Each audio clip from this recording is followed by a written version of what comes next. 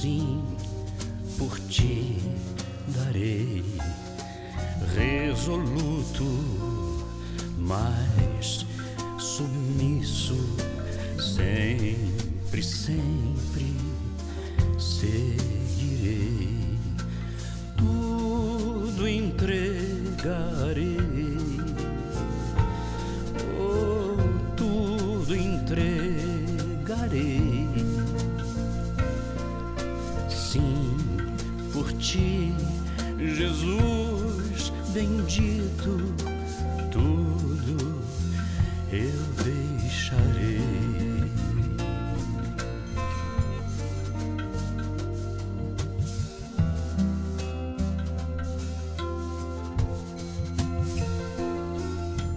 Tudo, ó Cristo, a ti eu entrego, corpo, alma, eis aqui este mundo mal eu renego, ó Jesus, me aceita a mim, tudo entregarei, tudo entregarei, sim, por ti, Jesus bendito, tudo deixarei.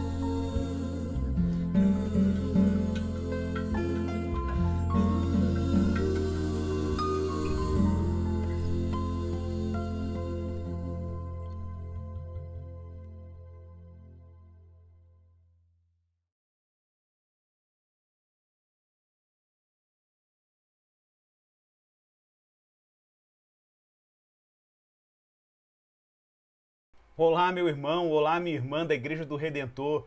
Que prazer enorme estar aqui com você nessa celebração de mais um ano da Igreja do Redentor aí no Rio de Janeiro. É muito bom. Meu nome é Igor Miguel, sou pastor aqui na Igreja Esperança em Belo Horizonte. Tenho muitos amigos nessa amada igreja, pastor Cristiano, pastor Jay, né, que também já foi pastor aí. E, claro, os irmãos dessa igreja que são nossos parceiros de missões. Vocês já foram nossos parceiros em iniciativas muito importantes, como o evento que aconteceu aqui em Brumadinho, em Minas Gerais, e também num trabalho que nós fizemos de impacto na área de saúde em apoio a missões cristãs ali em Moçambique, no continente africano. É muito bom falar com vocês, é muito bom me dirigir a essa igreja e celebrar com vocês esse momento de ações de graças. E eu quero te convidar você aí a abrir a sua Bíblia, a Bíblia Sagrada, no Evangelho de Mateus, capítulo 6, do verso 9 ao verso 13. Nós vamos ler esse texto junto, você conhece a oração do Pai Nosso, e eu quero destacar particularmente um trecho desse texto, dessa oração, que é a oração de todo cristão. É a oração que Jesus Cristo nos ensinou, mas eu quero dar um destaque particular no coração dessa oração, porque ela diz respeito ao momento que nós estamos vivendo como povo brasileiro, mas eu tenho certeza também que como igreja, como corpo de Cristo, a Igreja do Redentor e muitas outras igrejas cristãs estão vivendo nesse momento. Mateus capítulo 6, verso 9 até o verso 13. Diz assim a palavra do Senhor: portanto, orem assim: Pai nosso que estás nos céus, santificado seja o teu nome. Venha o teu reino, seja feita a tua vontade, assim na terra como no céu. O pão nosso de cada dia nos dá hoje. Perdoa-nos e perdoa as nossas dívidas, assim como nós também perdoamos os nossos devedores. E não nos deixes cair em tentação, mas livra-nos do mal, pois teu é o reino, o poder e a glória para sempre. Vamos orar. Senhor, nós pedimos a Tua graça na comunicação da Tua palavra. O Senhor sabe que nós somos vulneráveis e incapazes em nós mesmos de comunicar a Tua palavra, o Teu Evangelho. Que Teu Espírito nos inspire, nos dê capacidade de comunicar com clareza e precisão aquilo que o Evangelho é. O Evangelho diz respeito aos grandes feitos de Deus em Jesus Cristo. Sim, Deus, é por meio do Teu Filho que o Senhor reconciliou o mundo consigo mesmo. E é baseado nessa mensagem que agora, Pai, nós nos dirigimos ao Senhor, pedindo a Tua graça sobre nós, sobre a Igreja do Redentor, sobre todo o povo de Deus que ouve e partilha da Tua palavra. Que hoje essa palavra chegue como boa nova ao coração dos Teus filhos, ao coração dessa amada igreja, num clima de celebração. É verdade que hoje, ó Pai, muitos de nós nos encontramos ainda em nossas casas, em isolamento social, mas estamos aqui como um só corpo, um só espírito, sedentos daquilo que a Tua palavra é e nos comunica. Essa é a nossa oração em Jesus Cristo. Amém.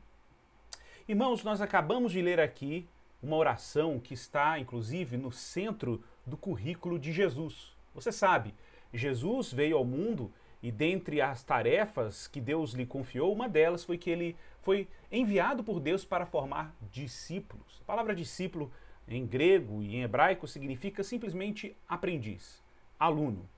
Jesus tem aí no Sermão do Monte, como você sabe, a partir do Evangelho de Mateus capítulo 5, uma grande exposição sobre o que significa ser um discípulo dele mesmo, de Jesus. Digamos que o Sermão do Monte ou o Sermão da Montanha é o currículo do discipulado de Jesus. E é claro, e até de certa forma previsível, que ao ensinar os seus discípulos a se relacionarem com Deus de uma forma particular, no caso como filhos de Deus, Jesus lhes ensina também a orar. E claro, a referência da oração de Jesus está no Evangelho de Mateus capítulo 6. Também nós temos uma réplica, ainda em formato menor, da oração do Senhor em outros textos, em outros evangelhos, mas Mateus capítulo 6 dá um destaque muito interessante e completo à oração do Senhor. Bom, a oração do Senhor, como eu já falei, ela está então no coração do discipulado de Jesus. E eu quero destacar nessa oração particularmente o centro dessa oração. Olha, a oração do Senhor, ela começa evidentemente afirmando algo sobre Deus. Afirma Deus como Pai. E detalhe, não é o meu Pai, é Pai Nosso. Muita gente fala que esse Pai Nosso é uma referência digamos, a uma oração coletiva. Lembrando que Jesus está dizendo aqui que o discípulo que ora, ele vai para a sua vida privada, para o seu cômodo, para a sua sala, o seu quarto. De maneira privada, ele se dirige a Deus, orando Pai Nosso. É verdade que Pai Nosso remete à ideia de uma comunidade, mas tem algo mais aqui. É que Jesus se relaciona com Deus como Pai durante todo o seu ministério. No seu batismo, Deus já é anunciado como o Pai, quando diz, eis o meu Filho amado em quem me comprazo, e isso é sinalizado com a presença do Espírito Santo, que aparece ali de forma corpórea como uma pomba.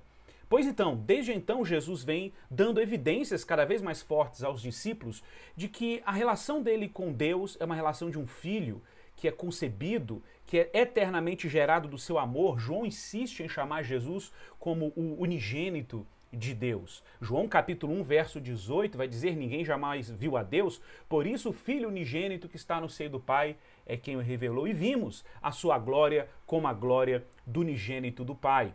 A questão é que agora Jesus inclui outros filhos nessa relação. Sim, Jesus, que era o único filho de Deus, agora tem outros irmãos nessa fraternidade. Por isso ele introduz aos discípulos essa oração dizendo Pai Nosso.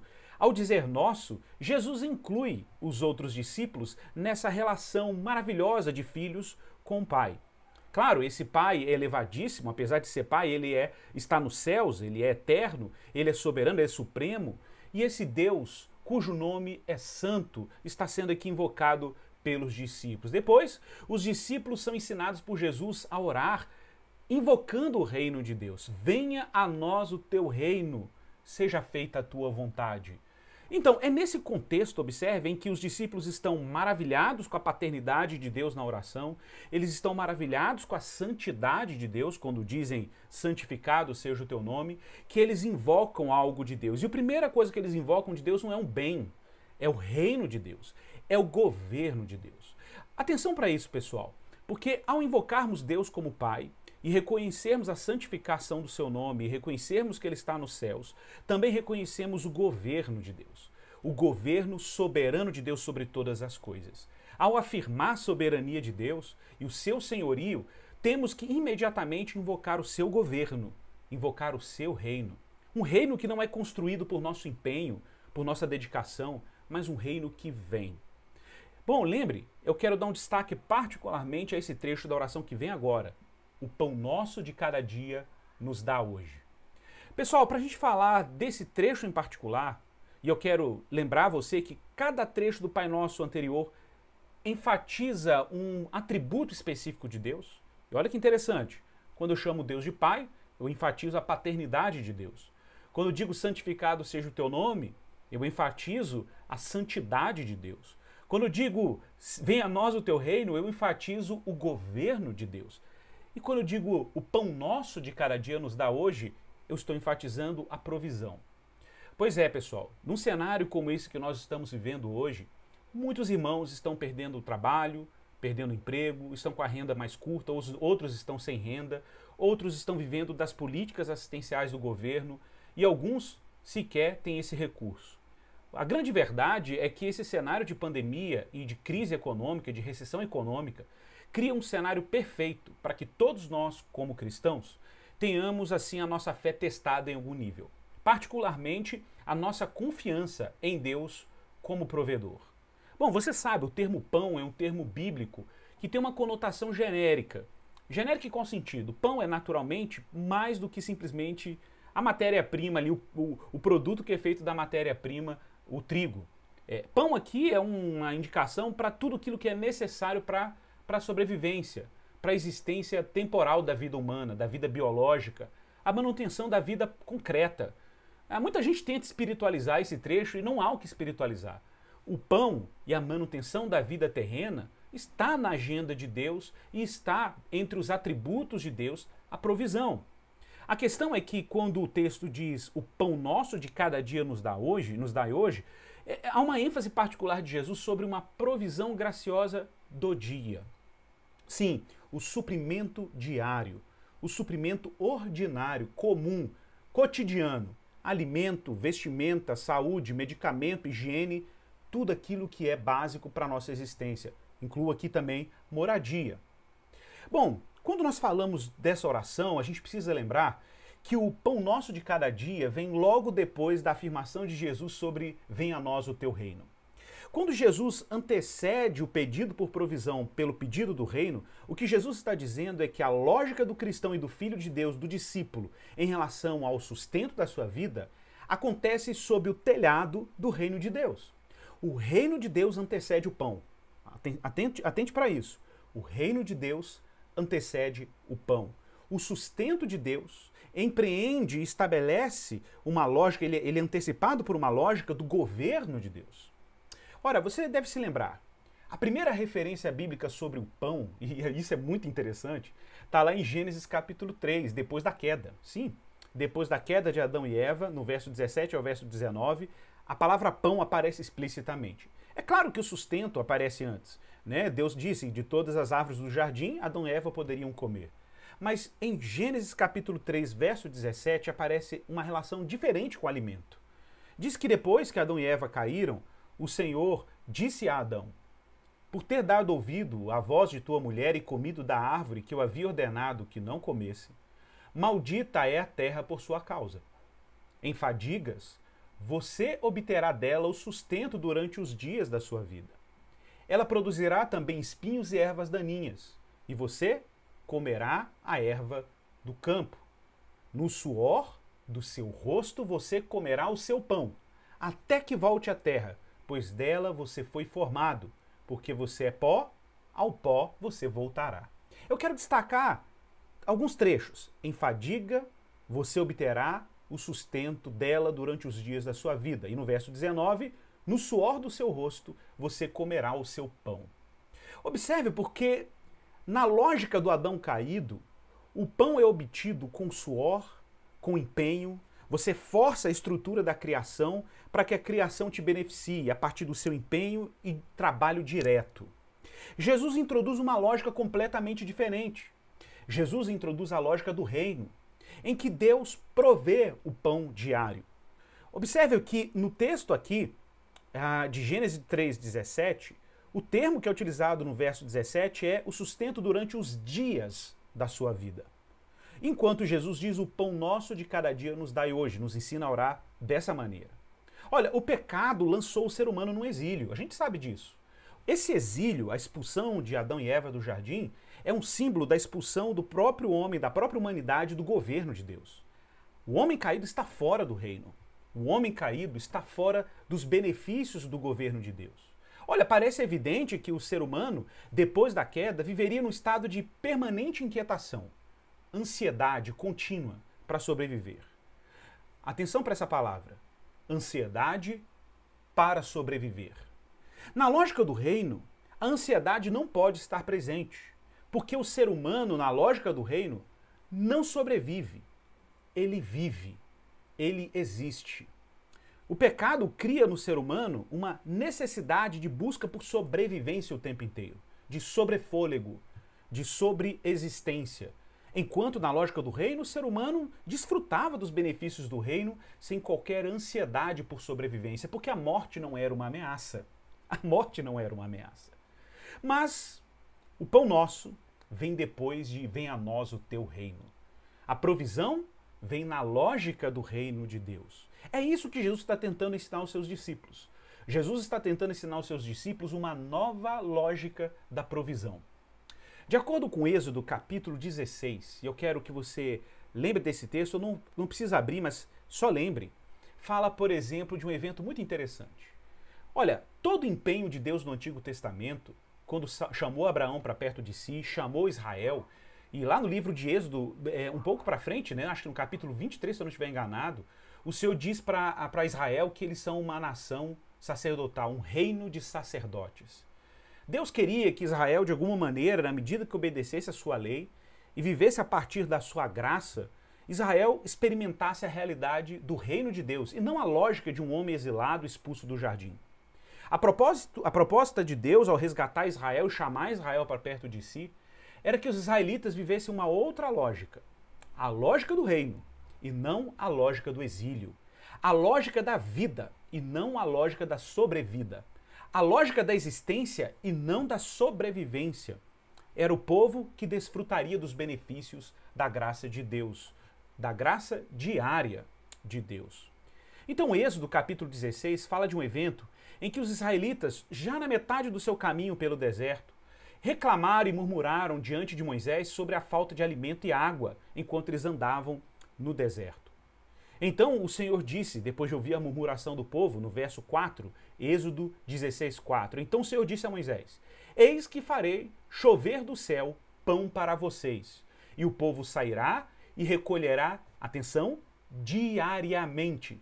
Isso mesmo, o pão de cada dia, diariamente a porção para cada dia, e eu os porei à prova para ver se ando na minha lei ou não. Então Moisés chama o povo e de repente, no crepúsculo da tarde, vêm as codornizes e de manhã vinha o maná. E olha o que é dito aqui. Quando os filhos de Israel, no verso 15, quando os filhos de Israel viram aquilo, perguntaram uns aos outros: o que é isso? Pois não sabiam o que era. E Moisés respondeu: isso é o pão que o Senhor dá a vocês para comerem. Isso aqui, gente, é sensacional. E aí, logo depois, o Senhor dá a ordem que cada um recolha o que consiga comer. O que é curioso, que na medida que nós vamos lendo esse texto de Êxodo, capítulo 16, é que o povo recolhe uma porção de maná, esse alimento misterioso que não foi feito por mãos humanas, mas que veio do céu diariamente, todos os dias. Segunda-feira Deus mandava uma porção, terça-feira Deus mandava uma porção, domingo Deus mandava uma porção. Quando chegava na sexta-feira, Deus mandava porção dobre, para que o povo não colhesse nada no sábado. Um outro dado importante é que quando os israelitas tentavam estocar esse alimento com medo de no outro dia não ter alimento, esse alimento estocado na terça ou na quarta, né, ele apodrecia, o que inclusive provocou a ira de Deus em relação aos israelitas grandemente, porque isso era uma evidente falta de fé e incredulidade diante do Senhor. Mas é estranho pensar, e ao mesmo tempo maravilhoso pensar, que Deus exigia sim que os israelitas estocassem, mas apenas na sexta-feira, quando ele mandava a porção dobre para que o povo tivesse condições de não ter que colher nada no sábado. Ao contrário, descansassem no sábado. E esse único alimento estocado que era permitido por Deus não apodrecia, porque era justamente um pão duplo, permitido por Deus como provisão para o seu povo. Gente, e quando você vai lendo esse capítulo, no final dele, é dito assim, que o povo descansou no sétimo dia. Verso 30. A casa de Israel deu àquele alimento o nome de maná. Ele era como a semente de coentro, branco e com gosto de bolo de mel. Verso 35. E os filhos de Israel comeram maná durante 40 anos, até que entraram em terra habitada. Comeram maná até que chegaram aos limites da terra de Canaã. Pessoal, o que é extraordinário nesse texto? É que Deus está deixando claro para os israelitas que a dinâmica do reino de Deus é uma dinâmica completamente diferente daquela dinâmica do homem caído, exilado, expulso do jardim. Israel está aprendendo a olhar para Deus e se relacionar com Deus na lógica da vida, na lógica da existência, na lógica do reino, e não mais na lógica da sobrevivência, de alguém que teme a morte e os seus efeitos. No livro de Deuteronômio, capítulo 8, verso 2 a verso 3, você não precisa abrir, Moisés vai falar um pouco mais sobre esses eventos, lembrando que em Deuteronômio o povo de Israel já está prestes a entrar na terra prometida. Gente, nós estamos aqui estudando o pão nosso de cada dia, ok? Esse trecho da oração do Senhor. Deuteronômio capítulo 8, verso 2 a verso 3, o povo já está entrando na terra prometida, o maná já está encerrando, porque agora eles vão se alimentar da terra de Canaã.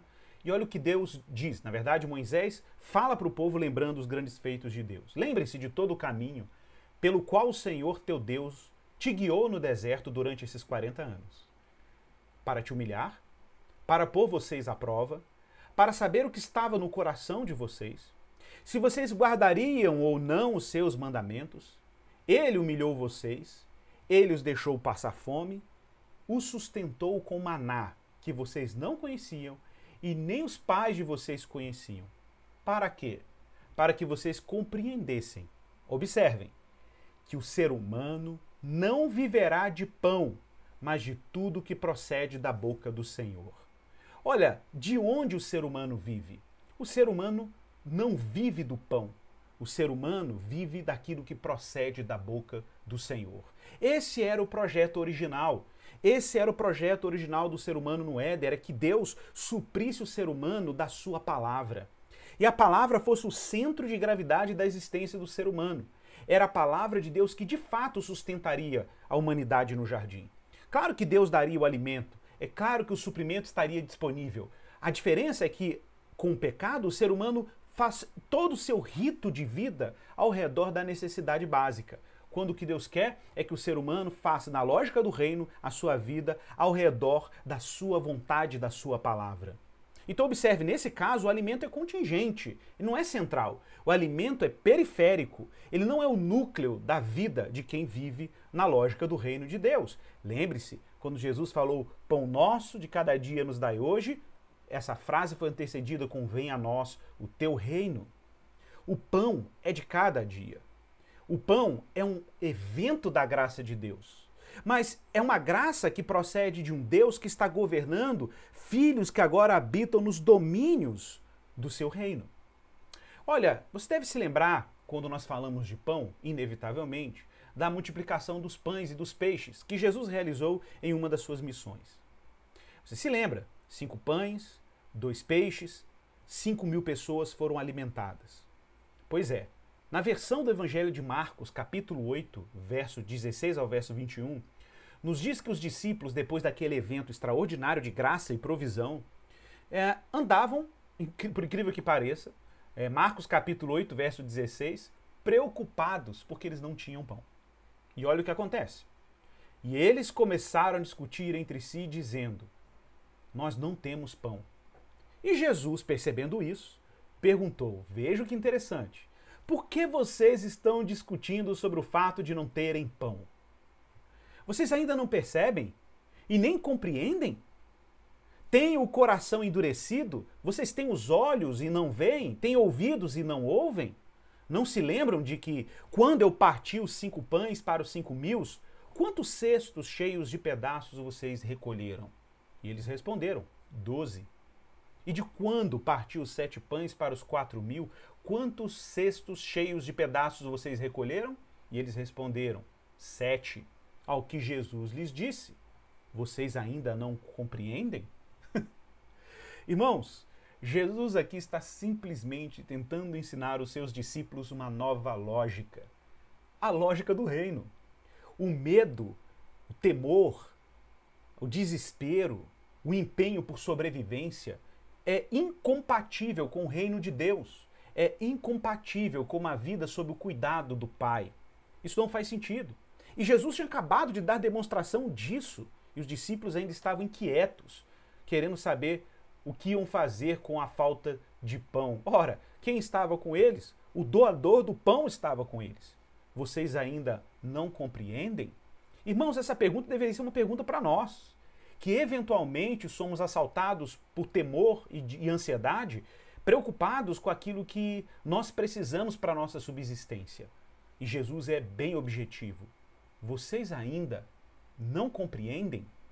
Sim, meus irmãos. Por isso que no Sermão do Monte, sim, irmãos, o Sermão do Monte que ensina a orar, Mateus capítulo 6, um trecho importante do Sermão do Monte, logo depois que Jesus ensina os discípulos a orar, abra sua Bíblia comigo e acompanhe essa leitura. Mateus capítulo 6, verso 19.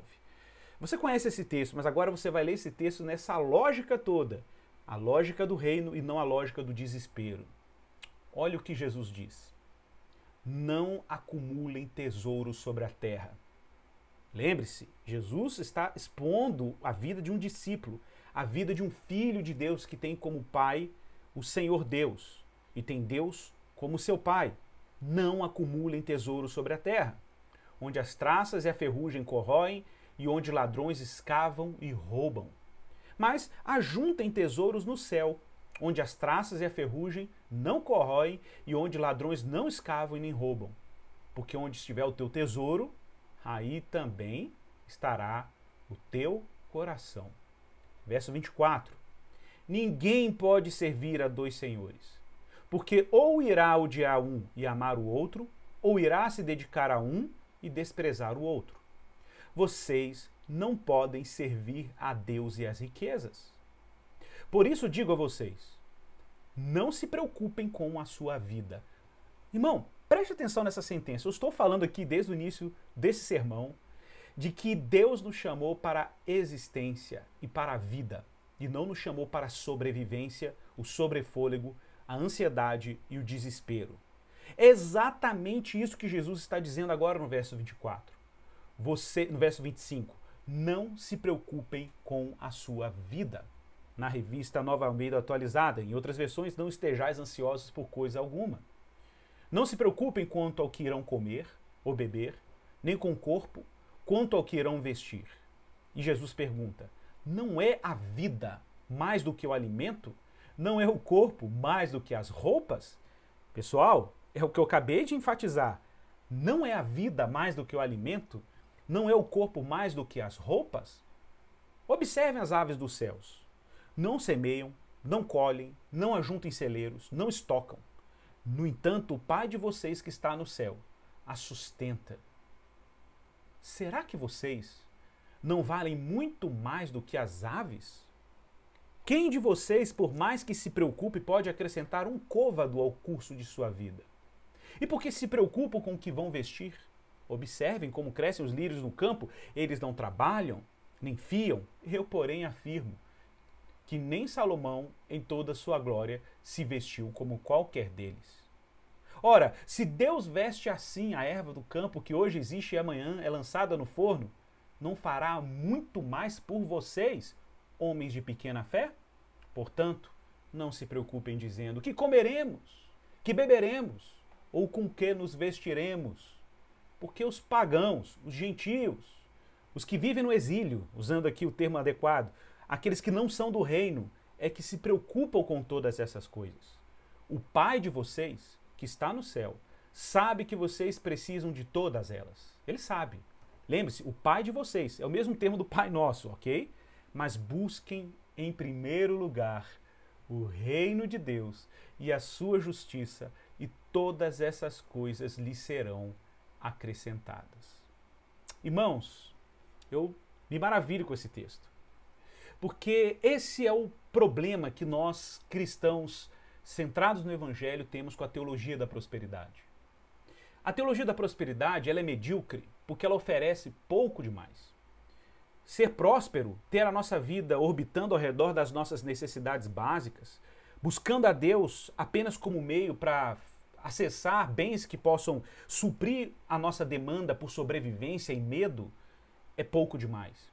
Deus nos chamou para viver a lógica do reino. Primeiro, nós não temos que temer a morte. Nós cremos num Cristo que venceu a morte. Segundo, nós fomos introduzidos como filhos de reino numa outra dinâmica que não aquela da queda, do desespero, do trabalho servil, onde nós ansiamos por colher o pão para a nossa sobrevivência. Jesus está nos chamando para uma vida de fé e confiança nele. Não é a confiança de que ele vai prover o alimento simplesmente. É a confiança nele, de que ele é o bem principal da nossa existência, de buscá-lo em primeira instância, descansando nessa busca e descansando no senhorio e na paternidade de Deus, não tendo nenhum tipo de preocupação com aquilo que nós precisamos para a nossa sobrevivência. Deus há de enviar isso, por qualquer meio que ele quiser. João Calvino, ao explicar a oração do Senhor nas institutas da religião cristã, dizia o seguinte sobre o trecho "O pão nosso de cada dia nos dai hoje". Venha de onde vier, e seja qual for o meio pelo qual venha o pão, o que temos é sempre puro e gratuito dom de Deus, mesmo que nos venha pelo trabalho de nossas mãos, ou por nosso engenho e arte, ou de qualquer outra maneira. Venha de onde vier, é puro e gratuito dom de Deus. Por isso, irmãos, nós somos convidados pelo Evangelho a viver aquilo que o salmista, lá no Salmo 104, dizia: o Senhor envia o seu Espírito, renova a face da terra, e assim eles são criados. Todos esperam de ti que lhes dês de comer a seu tempo. Se lhe dás, eles o recolhem. Se abres a mão, eles se fartam de bens. Se escondes o rosto, eles se perturbam. Se lhe cortas a respiração, morrem e voltam ao pó. Irmãos, o Pai Nosso, particularmente no trecho "O pão nosso de cada dia nos dai hoje", é um convite para uma outra lógica, a lógica do contentamento. Anote essa palavra, contentamento. Contentamento, meus irmãos, é a graça de estarmos satisfeitos com aquilo que Deus dá. O que Deus dá é suficiente. Um conselho do sábio Salomão, em Provérbios capítulo 30, dizia: não me des nem a pobreza e nem a riqueza. Dá-me o pão que for necessário, para não acontecer que, estando eu farto, te negue e diga: quem é o Senhor? Ou que, empobrecido, venha furtar e profane o nome de Deus. Pois então, pessoal, é baseado justamente na lógica do contentamento que o Evangelho de Deus e a vida sobre o reino de Deus, ela proporciona a cada cristão. O cristão, ele olha para os seus bens, para aquilo que tem e desfruta, e é grato, está satisfeito. O seu coração não está inquieto, não está buscando entesourar coisas para ter sensação de controle sobre a vida. Ele simplesmente se coloca grato a Deus. O coração, ele relaxa, ele se aquieta. O coração, ele simplesmente descansa. Até o motivo por que cristãos trabalham muda, porque a gente não trabalha mais por sobrevivência. Nós trabalhamos por outras razões. Porque o pão é provisão de Deus, independente dos meios que Deus utilizar para prover o pão na nossa mesa. Eu queria encerrar essa pregação com 1 Timóteo capítulo 6, do verso 6 ao verso 11, que fala sobre contentamento de uma forma profunda e clara. E observe como é que esse texto é simplesmente o oposto do que pregam os pregadores da teologia da prosperidade. Olha o que diz aí. 1 Timóteo capítulo 6, verso 6 até o verso 11. De fato, grande fonte de lucro é a piedade com o contentamento. A palavra piedade, eusebia, em grego, é uma referência bíblica a um estilo de vida submisso, temente, generoso, pacífico. É a piedade cristã.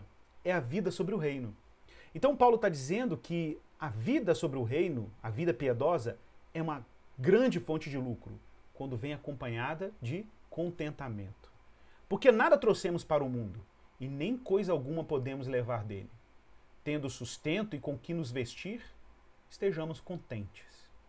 Mas os que querem ficar ricos caem em tentação, em armadilhas e em muitos desejos insensatos e nocivos, que levam as pessoas a se afundar na ruína e na perdição. Óbvio, porque essa é exatamente a lógica da queda. É a lógica do homem exilado. Não é a lógica do reino. Porque o amor ao dinheiro é a raiz de todos os males. E alguns nessa cobiça se desviaram da fé e atormentaram a si mesmos com muitas dores. Mas você, homem de Deus, fuja de tudo isso. Siga a justiça, a piedade, a fé, o amor, a perseverança, a mansidão. Irmãos, o pão é dado. Tudo é graça. A dádiva em todos os eventos envolvidos no pão que chega na nossa mesa. Desde o trigo lá na terra, a chuva que Deus enviou, a tecnologia que foi usada, a arte do padeiro, até o pão chegar na nossa mesa, vários eventos da graça aconteceram.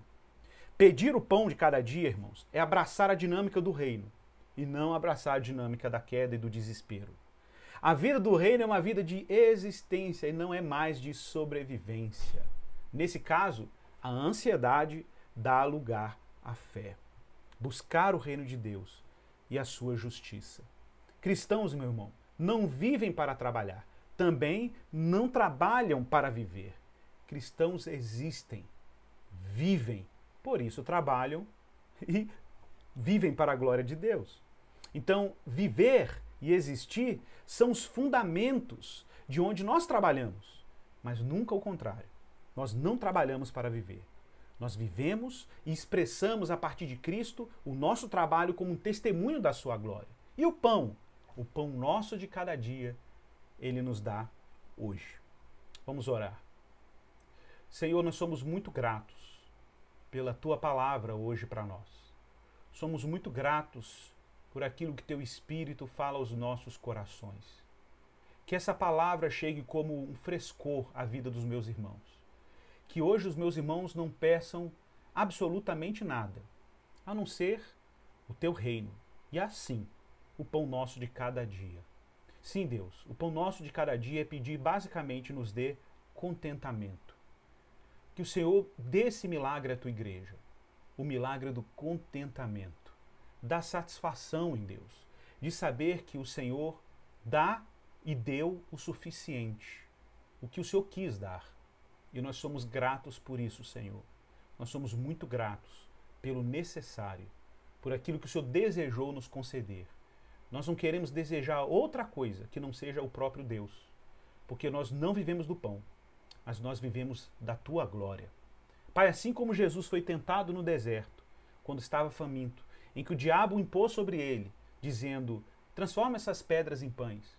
E Jesus disse, não só de pão viverá o homem, mas de toda a palavra que procede de Deus, da boca de Deus. Nós somos o povo da palavra, nós somos o povo da vida e não da sobrevivência. Nós não somos o povo que está em busca de sobrefôlego, de um último respiro. Nós somos o povo que aspira, o povo que geme pela eternidade. É o povo que sabe para onde está indo. É o povo que está ancorado na eternidade. É o povo que busca, em primeiro lugar, a dinâmica do reino, do governo de Deus. É o povo do Evangelho. Pai, abençoe essa igreja. Abençoe a igreja do Redentor nessa celebração. Que ela continue sendo uma igreja generosa e que os seus membros continuem sendo membros que desfrutam cada dia com mais profundidade o contentamento em Deus, a alegria da satisfação em Deus. É a minha oração, em nome de Jesus. Amém. Deus vos abençoe, foi um prazer enorme, meus irmãos, compartilhar com vocês a palavra de Deus. Espero de verdade que o Senhor abençoe essa celebração, nesse clima de festa, onde quer que você esteja. Deus te abençoe. Foi muito bom estar com vocês através dessa transmissão, foi muito bom poder louvar a Deus e também ouvir a palavra de Deus através dessa transmissão que nós estamos encerrando agora.